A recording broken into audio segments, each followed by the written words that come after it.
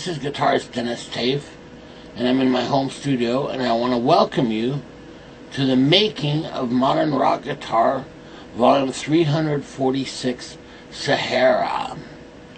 And it's my 346th album since my debut album, Modern Rock Guitar Volume 1, in 1999. So, been at it for quite a while, I guess. Real quick, for those who aren't familiar with my music and my approach to music, I'm a guitarist who plays guitar and does guitar loops done on the fly, and bass emulations on guitar and other sounds. And basically all my music is guitar based, you know. So it's all done on guitar. And basically the guitar loops done on the fly just means as you're playing something, got a pedal board, you know, it kind of records a little part of it and then it starts to loop it, and then I layer ideas on top of that, you know, sounds, guitar sounds. And all the tracks on all my albums are performed and recorded live in my studio room. So basically I put, you know, a mic. I use 2 amps, Black Star HT Club 40s, and I put a mic, you know, on the 1 amp and a mic on the other, and that's basically what you hear. It's as if you had been sitting in the studio room, you know. There's no, you know, studio trickery after the fact. I don't do overdubs or anything like that. You know, it's just 2 tracks, just left and right. Now possibly that'll change in the future, you know, I use several amps and mix them together and so on. But for right now, that's what I'm doing, just 2 amps. And basically of those 346 albums, I consider my first album to my 200th album are kind of rock albums. Right? And then from I guess 1 to 199 are my rock albums, and from 200 to 346 are kind of this contemporary instrumental new age rock guitar, if you like. It's basically guitar music that I like, if you know, and it's very much what I consider film music. And when I am playing this music, you know, I'm improvising. That's right, that's what I forgot to tell you. I guess all the tracks on all my albums are improvised on the spot. The exception to that was my very first album, which was a more conventional album where I'd work things out ahead of time. You know, and I'd record 1 track, rewind, practice, you know, coming up with another idea, and then playing that and so on. But from volume 2 to 346, from then on, it's all improvised on the spot. So basically, I just get an idea, right, and I loop it, and as it starts to play back, I listen, you know, and come up with ideas of guitar parts that I think would sound good with it, you know, on there. And so in that way, they're improvised on the spot. They're not worked out ahead of time. And what that means, unfortunately, is very easy to make a mistake, you know. But at the same time, you know, when it does work, and sometimes it works better than other times, then you get a real magical experience playing, you know. And you come up with musical ideas that you would never have come up with if you were working things out ahead of time. And quite frankly, and I'm sorry, I realize that it's the majority of modern music, probably 99%, you know, the way people play and stuff is worked out ahead of time, you know. But I don't do it that way. And it's really freed me musically, you know, and quite frankly, it's just not as boring as hell to play, you know. It's no wonder that all these touring musicians and so on are on drugs. I mean, you know, if you had to play the same damn thing, you know, over and over again, you know, 200, 300 times, well, you know, that would get old very quickly, you know. Anyway, that's just, you know. But that, for me, the improvisation is what keeps it fun. And I'm always surprised, you know, where it takes me musically. You know, and it's also a lot of fun. You know, whereas working out ahead of times, it's safe, granted, you know, musically safe. You know, because after you play something, you know, for long enough, you know, you're not going to make a mistake. You won't. But you also don't take chances musically, you know, and that's kind of the fun of the, you know, doing the looping and the improvising is, it forces you to take chances musically and hope that, you know, you land on 2 feet and not flat on your face, which happens sometimes. And in fact, when I record, a lot of times, you know, that's pretty much when I make a mistake, that's pretty much when I know the track's over. You know, or sometimes I'll just keep playing if I have some more musical ideas, even though I did make a mistake, and that's usually when I, you know, would cut that out and make a part 1 or part 2 and that kind of thing. Okay, anyway, so that's just my approach, and I really love it because it keeps it interesting, forces me to take chances musically. And, you know, I'm sorry, when I hear conventional music these days, you know, it's kind of boring for that very reason. You know, it's all worked out ahead of time, you know, and I'm not saying all music, but a lot of it, you know. In fact, you know, when I did go to concerts, you know, and they play exactly what they played on the album, well, hell, I might have well stayed home, saved the money, and just listened to the album if they're playing the exact same thing, you know. Listen, I remember I was waiting in line years ago, and I saw Joe Satriani in concert. But what really fascinated me was that, besides, the concert was great, but before the concert, as they were warming up, I guess, and I was outside, I could hear them, right? And I'll be darned, I mean, the guitar sounded like it was from the record, but he wasn't playing stuff from the record. You know, he was definitely, you know, soloing but improvising, basically, which I thought was very nice. And that's what made the concert kind of fun, you know.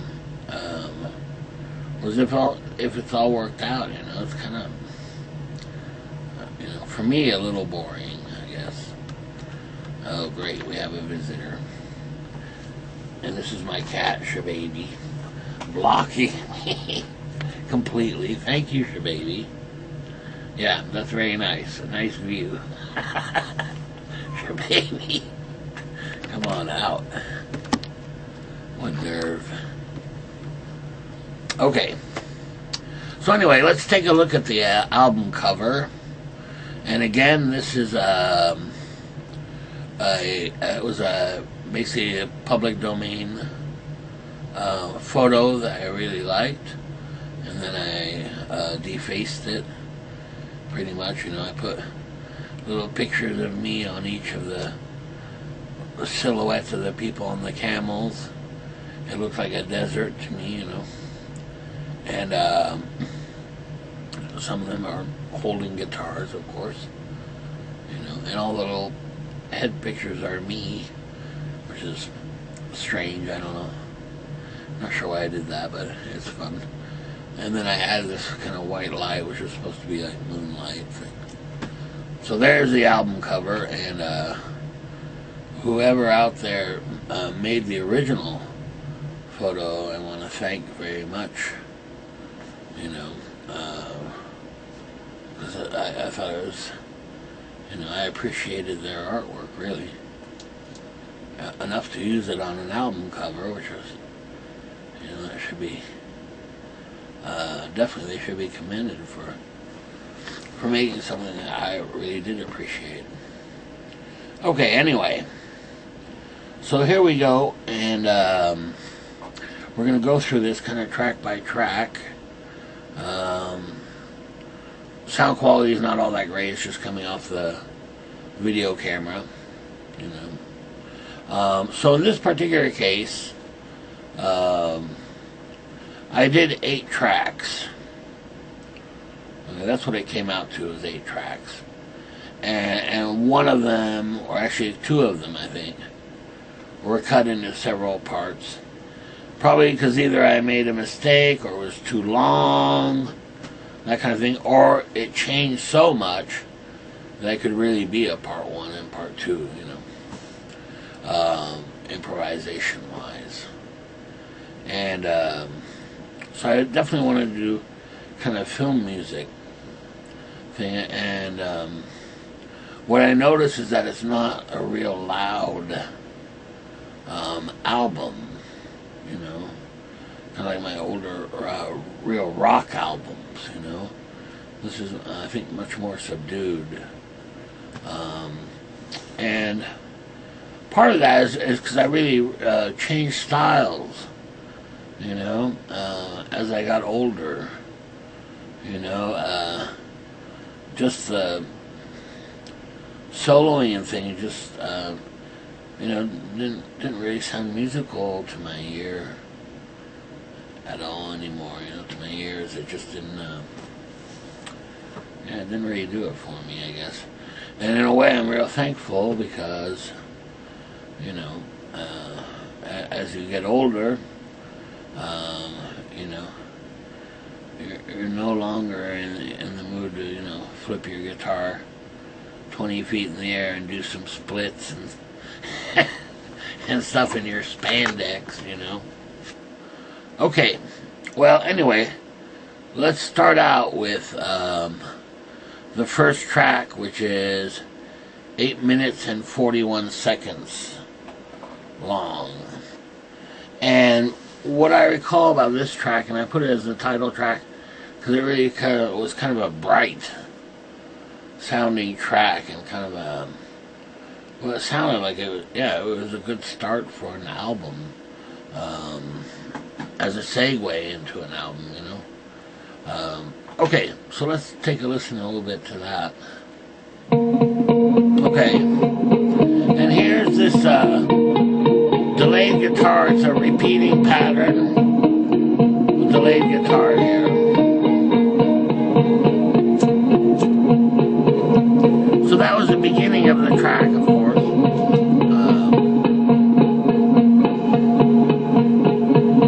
And here I'm actually looping it.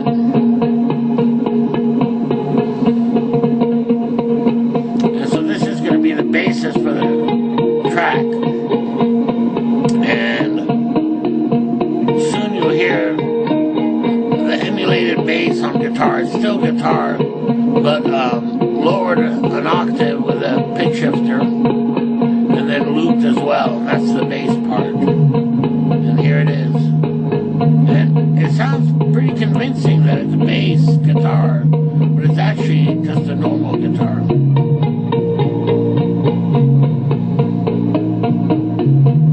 So it's just a bass line I came up with, you know, for it, and then I started looping that.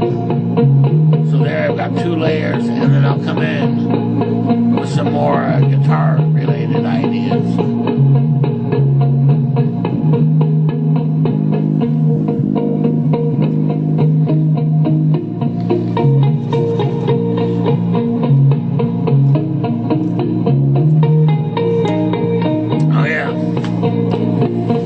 this album, I saw this video on YouTube, and there was a guy using a multi-band compressor for mastering, and I already used some compressors, but I thought I'd add that in there. Well, the problem is it raised the levels quite a bit. Anyway, so here we go. There's the second guitar part I've come up with.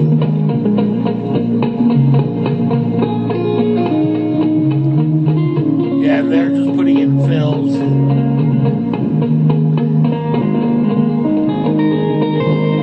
Yeah. Kind of coming up with a melody line.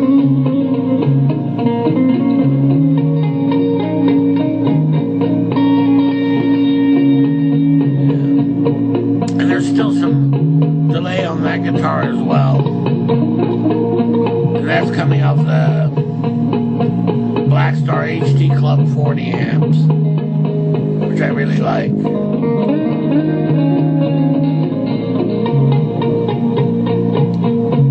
And the guitar was a Yamaha Revstar 320, I think. Well, it was either that or a Parker G10, I think. Basically, they're mahogany body guitars, humbucking pickups in the neck position.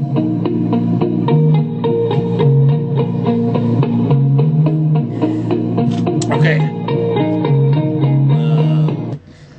let's fast forward that a bit. 7-minute mark.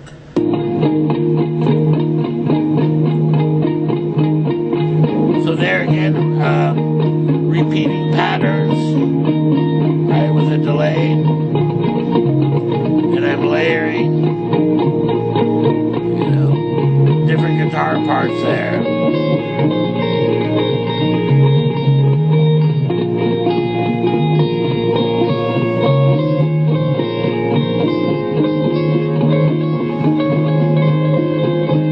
And let's fast forward again. It's almost over. 8 seconds. Some more ideas. They're coming out with more kind of melody lines. In any case, I found this track to be a little bright, and I remember I tried to use the multi-band compressor in addition to my other compressors, not realizing, you know, how much it would change the sound, and really made it kind of bright. I think it's a good track for the introduction of the album, you know, but to be quite honest, I prefer the tracks that are coming up a little more, especially the mood and atmosphere that they convey. This one is full of anticipation, if you like, you know. Okay. Now the next track is fairly short.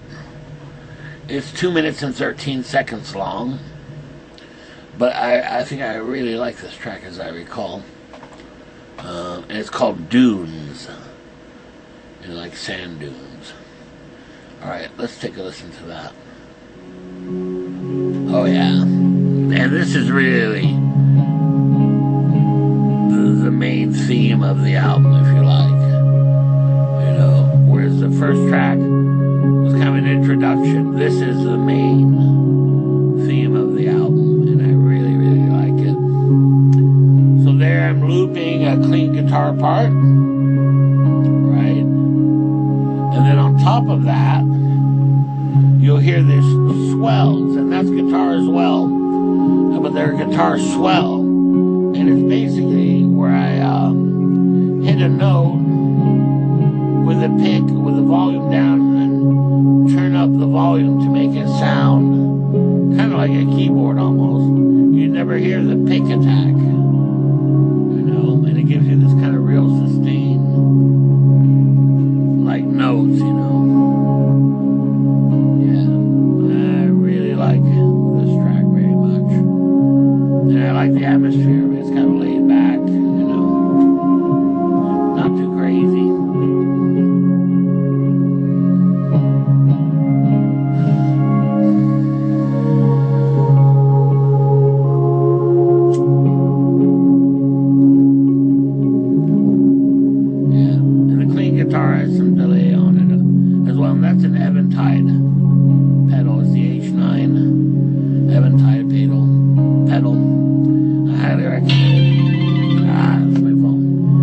highly recommended. You know, for the delay is just a great sound. Yeah. So while it's short, it's actually a very strong track because it's really the main theme of the album and sets a tone for the album much more than the first track, you know, which again I think is an introductory track. Alright, let's move on to track 3, and it's called Camels. And this is a very long track. It's 12 minutes and 1 second. So it's quite long. And let's take a listen to that. Yes. Now here's something I call pattern playing. It's basically where you're playing patterns with a delay and it's synced in time to the tempo. Right? And then I loop that and layer different patterns on top of it. And they kind of mesh into one. But because they're synced in time, you know, it doesn't always sound like, you know, a bunch of, you know, guitars going all over the place. They're synced in tempo. And so this is how this one began. You know, so right here, for example, I have 2 layers, right, of those delays, pattern playing, you know, guitar patterns. And there's a little swelled notes, for example. And this gave me the idea, you know, which direction to go in musically. Okay, so let's fast forward that a bit to the 5-minute mark. So there I've added a bass part, bass emulation on guitar. You know, you can hear it. Yeah, I've been pretty pleased with my bass emulation part because I'm not always, you know, just hitting the root note of each chord, you know, blah, blah, blah, blah, blah, blah. So I'm trying to be a little more sophisticated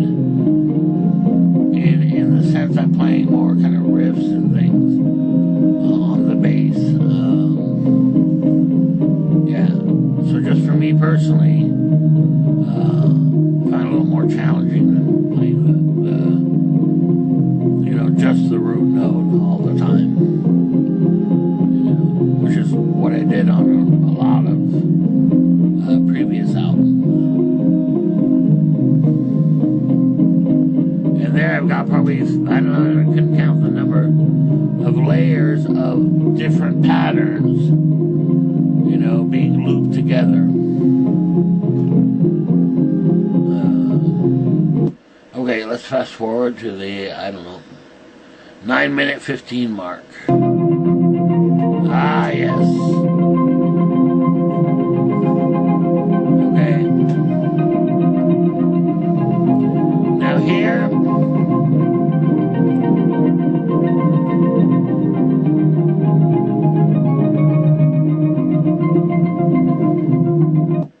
okay, now here, this is from the Eventide pedal as well.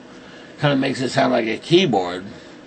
But because of the tempo that I was at, you know, usually the sound is just tom, tom, tom, tom, kind of a repeating things. But because of the tempo of the song, it reacts to that tempo, syncs to the tempo, and as a result, it's a lot faster. So you get this kind of ta-na-na-na-na-na-na.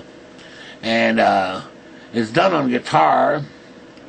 And it's not MIDI guitar though. It's, you know, it's analog in the sense that, you know, it's not MIDI guitar triggering a sample at all. You know, it's actually generated by the guitar sound, you know, going through the instrument cable.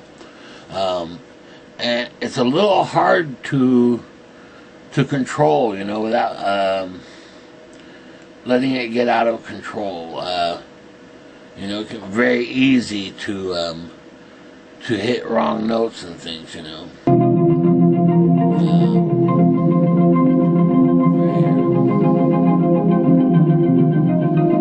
Right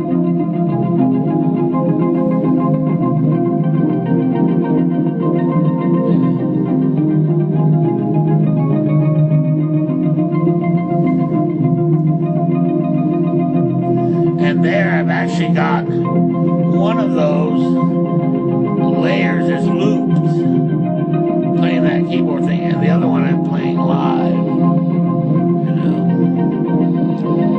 And here's a third part, which is also done on guitar. It's supposed to emulate a synthesizer kind of sound.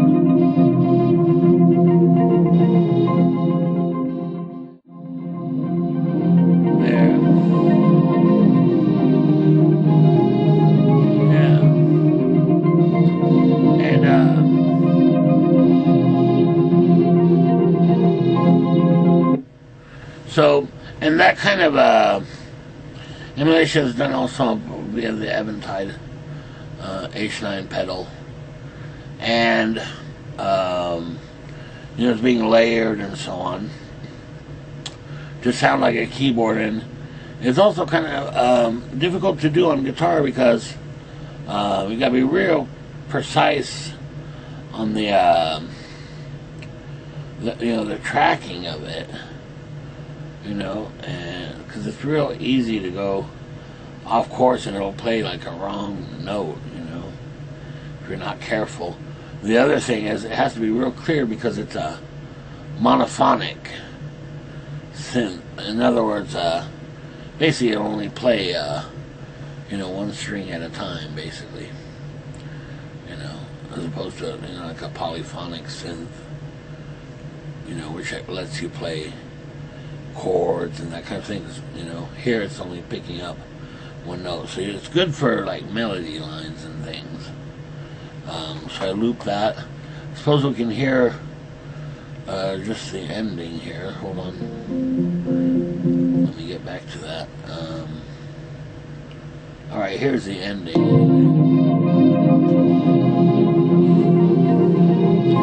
So I went wild with the different keyboard sounds at the end of this track.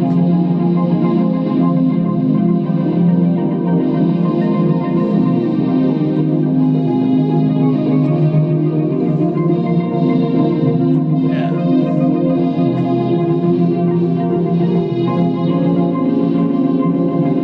Yeah, and that was basically improvisation-wise. That's pretty much as far as I took it. You know, those synthesizer type sounds, you know, even though they're done on guitar, they're very loud, you know, and you gotta remember this stuff is going into a guitar amp, which is expecting, you know, just a guitar sound, and so you can overdrive that input too much, you know, with too much sound, really, from the guitar or the synthesizer type things. Because not only that, it's also processing all the layered looping sounds, you know. So you've got to be real careful as far as that goes. Okay, let's move on to track 4. And this one is called Mirage Part 1. Let's take a listen to that. Oh, I very much like this track. Very much. Yeah. Now here I've got several layers. That was a harmonic. You know.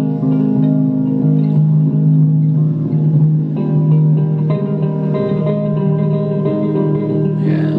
Now I see why I called it Mirage. You know, it's kind of, you know, as if you were in the desert seeing a mirage.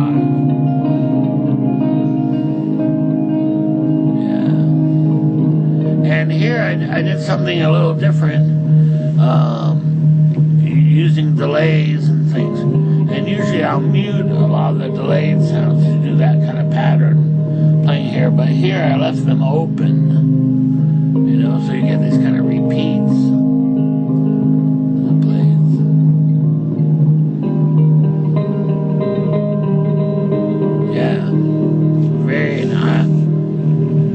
Nice mood and atmosphere I like, you know, kind of a relaxing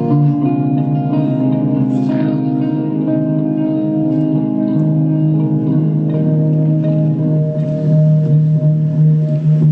Yeah. And you'll notice in the background there's a besides the emulated bass guitar, there's also a droning E string. If you listen, right? That's on a delay as well, and on a loop as well. That loop.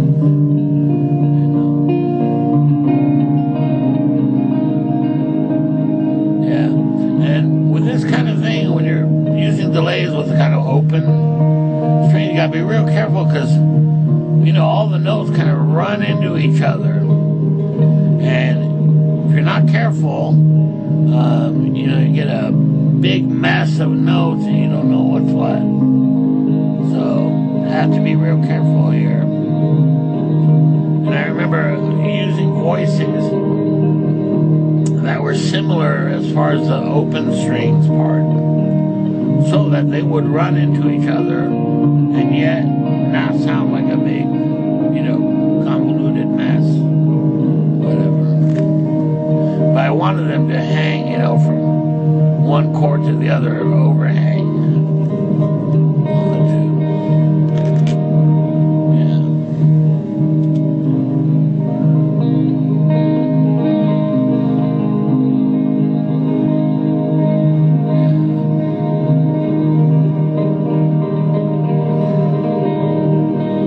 So I was really pleased with this track.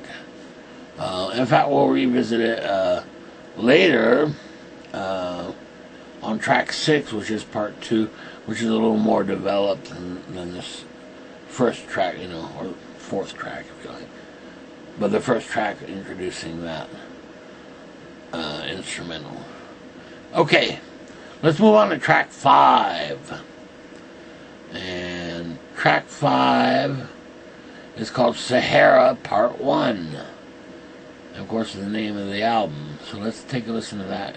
It's 4 minutes and 41 seconds long.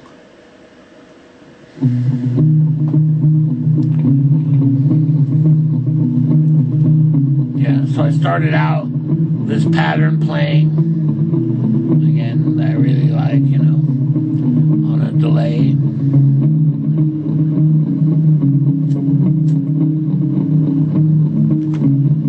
So here, really, I'm coming up with an idea, you know, and there, that's all one guitar there, just playing the loops, and then on top of that, the open strings.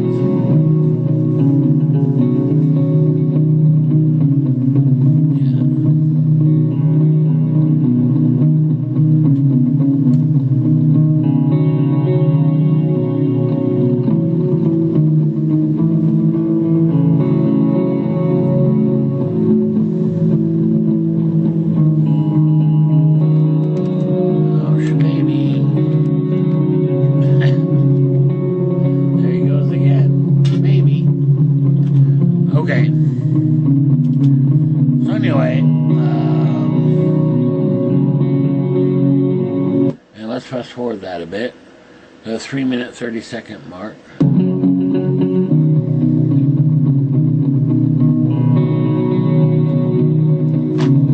So by this time I have the idea pretty much. Maybe. Come on, move.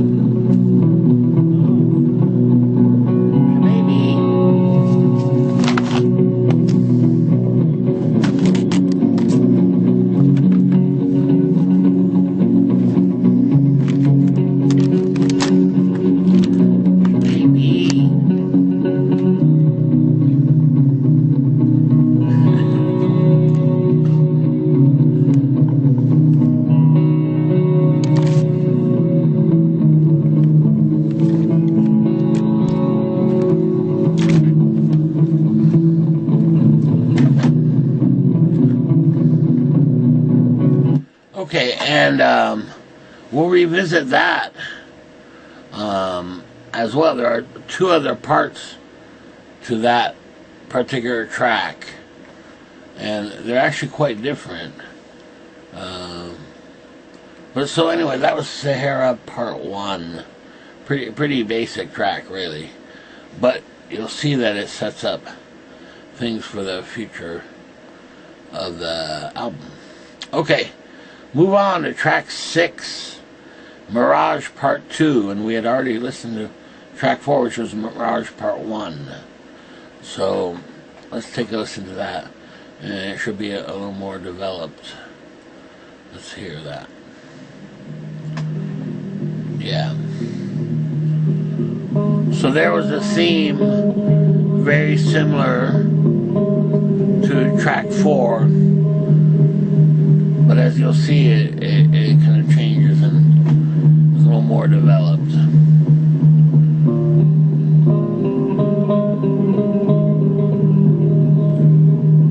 Yeah, so there the delay has changed. You'll see. You know, because you've got some parts on the left speaker and then it delays on the right speaker. It gives kind of a real wide sound.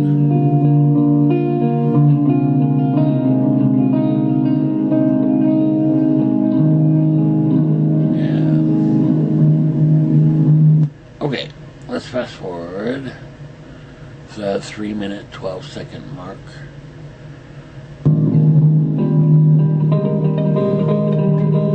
There's some harmonics over this kind of main part.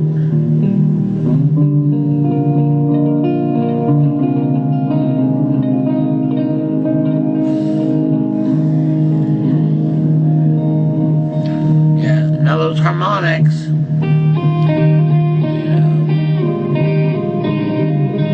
and now I've added another part there, guitar part.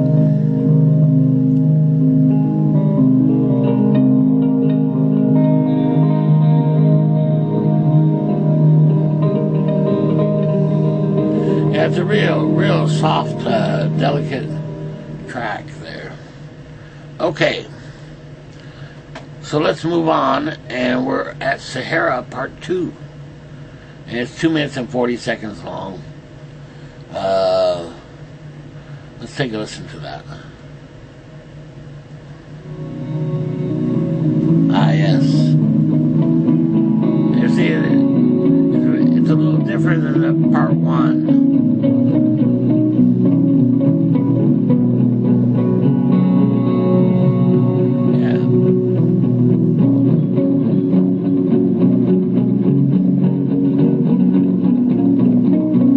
You've got the pattern playing on top of that layer of the real clean kind of chordal arpeggio type guitar sound right here.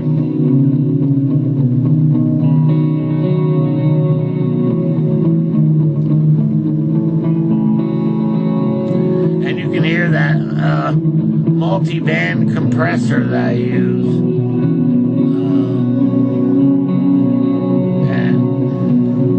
I wasn't quite happy with the overall effect of the multi-band compressor,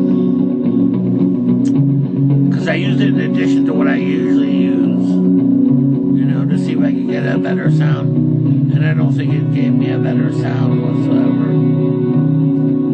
Kind of pushed the tracks a little too far.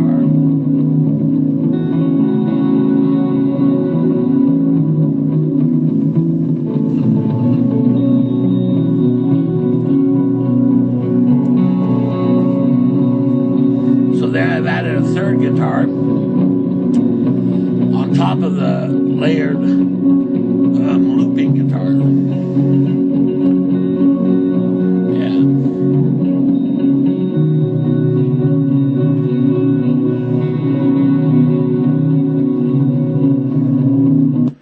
Okay, and finally, track 8, Sahara Part 3. And this ends the album, and it's 3 minutes and 3 seconds long. Let's hear that. Kind of different here. Now I've added some reverse guitars here.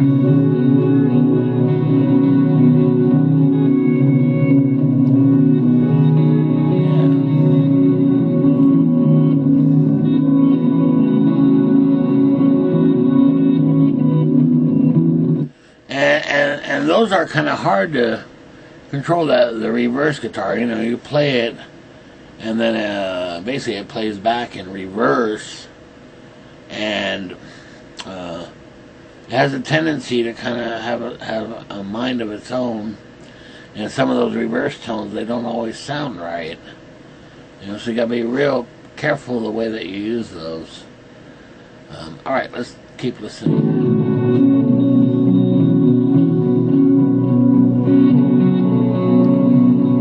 And there I've taken a loop of guitar forwards and reversed it as well. That's what's giving you that kind of strange sound on top of the looped pattern playing. And then on top of that, playing the clean guitars.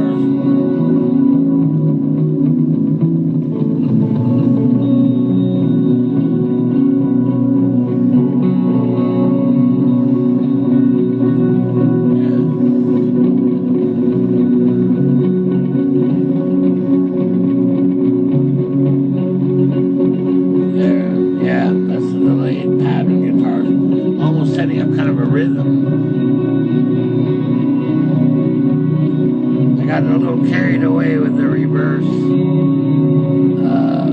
looping parts here.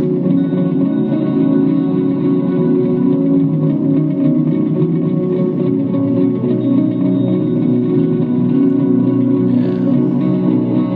So I added a few more ideas there on top of it, and that basically that ends the album. And I think it's a fitting track, ending-wise, you know. Now, overall, I really like this album. I think it's a solid album, very much like the mood and atmosphere of the album. I think it's really kind of subdued and laid back, you know, it's not screaming in your ear, you know, it's the kind of thing that you can put on, you know, driving or, you know, going to sleep or just relaxing and so on. Yeah, that's a good word. It's a relaxing album. Now, what could I have done differently? Well, first thing is, I could have not used that multi-band compressor, you know, but I tried. Yeah, I wasn't all that happy with the results of that because it really pushed the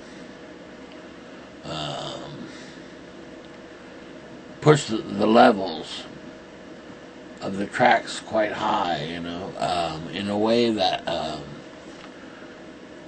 made it, to my ear, not quite as crystal clear as it would have been without it, you know. The low end almost has kind of a rumble to it, you know. Now, I can hear it particularly on my monitors, but I tried it on, you know, just a normal stereos and so on, and it's fine. It sounds very nice, actually. But yeah, on the monitors you can definitely hear it. It was worth trying, but only in certain circumstances would I use it again. You know, and I'm really lucky in a way, you know, it didn't ruin the album, which it really could have, you know, but that didn't happen. And I was actually very pleased, you know, when I heard it just on a you know, normal stereo system. You know, it sounded very nice. Beyond that, I think the musical ideas were definitely worthwhile. You know, considering that it was all improvised on the spot, and I think some of the tracks have this real mood and atmosphere that I really like, you know, musically. And that's the thing, I mean, there's no, you know, showboating on the guitar, you know, trying to show you how fast I can play, or, you know, that kind of thing. Definitely, you know, they used to say, oh, he plays for the song, you know, that kind of thing. But in this case, I think it's really true, you know. I basically, you know, I think when I was younger, you know, I would definitely, I almost overplay in a way, you know. I had this compulsion, this, you know, to show how well I could play, or that kind of thing, you know. And then, well, as a result, you know, I overplayed really, and it wasn't very musical, you know, not really. So here, you know, once you free yourself of that, and just really play for the, you know, the music and things, and not worry about, you know, whether you're, you know, showing how well you can play, or, you know, that kind of thing, or trying to show off, and you know, it becomes much more musical. And to me, I'm much more interested in the moods and atmospheres that it creates. So anyway, there you go. There's volume 346, Sahara, my 346th album. And it took a while for it to come out, you know, especially with the virus thing going around. And, but it's definitely out. Shababy, please.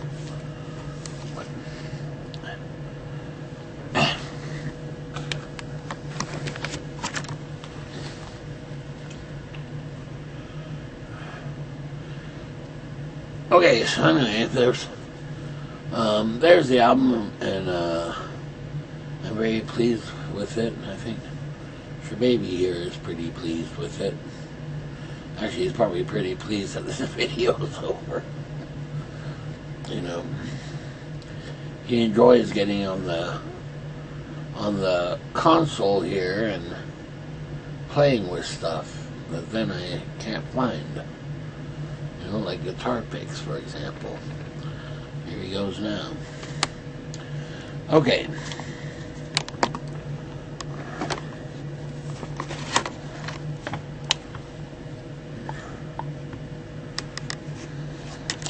Alright, so next time we'll do volume 347, which I've already completed. I'm waiting for it to be distributed, and it's really in quite stark contrast to this album. You know, it's got drums and stuff like that. Okay, see you next time. Bye.